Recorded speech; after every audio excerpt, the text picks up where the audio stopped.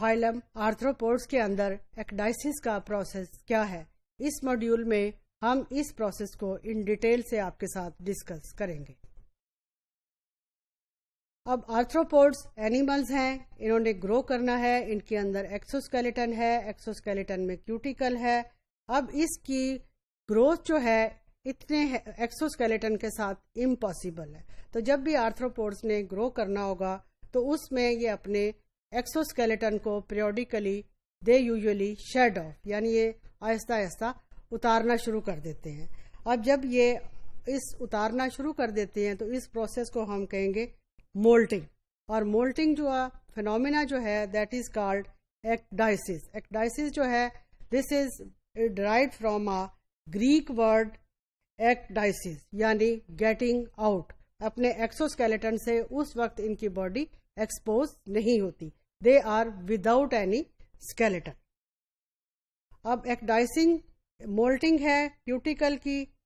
बहुत से invertebrate arthropods के अलावा भी कुछ इनवर्टिब्रेट्स के अंदर ये प्रोसेस बहुत कॉमन है और उसको हम कहते हैं एक्डाइसोजोआ।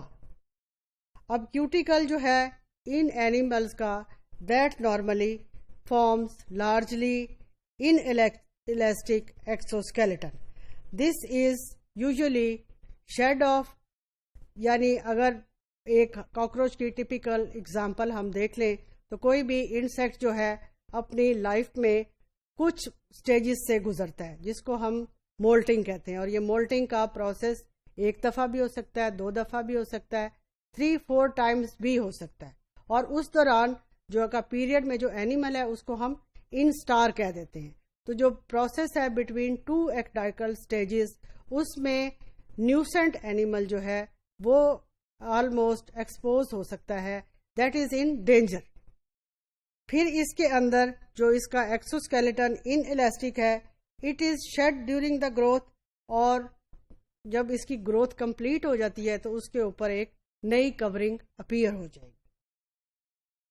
और जो रेमिनेंट्स हैं, यानी कि जो ओल्ड एक्सोस्केलेटन था, उसके लिए अब जो हम टर्म यूज करेंगे वो है एक्सुवी, यानी ये वहीं पर ही रह जाएगा। और मोल्टिंग के बाद आर्थ्रोपोड्स जो हैं इसको अब हम डिस्क्राइब करेंगे एज टेनिरल। कैलो ये फ्रेश पेल और सॉफ्ट बॉडीड एनिमल्स होंगे। फिर इसके अंदर जब ये नए एनिमल्स बन जाएंगे तो इसके अंदर 1 या 2 आवर्स के अंदर अंदर जो है क्यूटिकल के हार्डनिंग का प्रोसेस स्टार्ट हो जाएगा, क्यूटिकल के अंदर डार्कनिंग का प्रोसेस स्टार्ट हो जाएगा। जब हार्डनिंग का प्रोसेस कंप्लीट हो जाएगा और इसके अंदर वैक्सिंग का प्रोसेस भी कंप्लीट हो जाएगा, फिर इसके अंदर टैनिंग का प्रोसेस आएगा। टैनिंग मीन इसकी क्यूटिकल का कलर जो है वो आहिस्ता आहिस्ता डार्क होना शुरू हो जाएगा। और टैनिंग का प्रोसेस जो है इसको आप ये समझ सकते हैं कि जिस तरह से लेदर जो की फॉर्मेशन होती है, उसकी लेदर की बनने में मुख्तलिफ किस्म के मराहिल होते हैं और सबसे आखिर में उसकी टैनिंग का मरहला आता है। इसी तरह से ही एक्सोस्केलेटन को मोल्टिंग के दौरान, एक्डाइसिस के दौरान इन्हीं मराहल से गुजरना पड़ता है जो कि लेदर की टैनिंग में यूज होते हैं।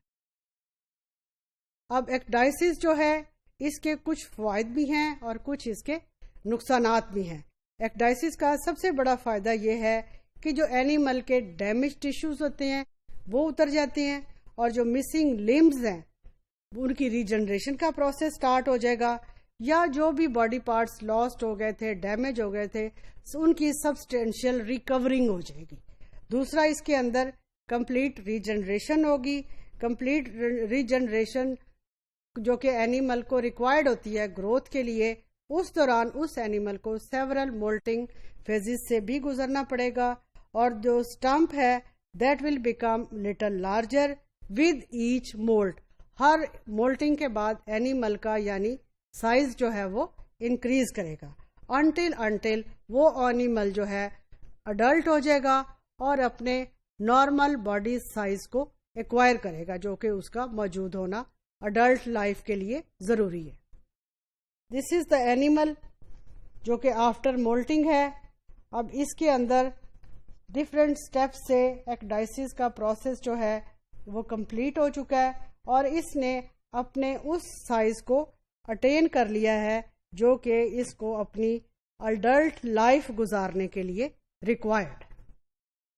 دس is a typical arthropod which is here after completing the ecdysis. اب یہ یہاں پر اس نے اپنے اولڈ شیل جو ہے یا اولڈ اس کی لیئر ہے that is normally shed off, اور اس سے نئی فارمیشن جو ہے وہ ایکسوسکیلیٹن کی ہو گئی.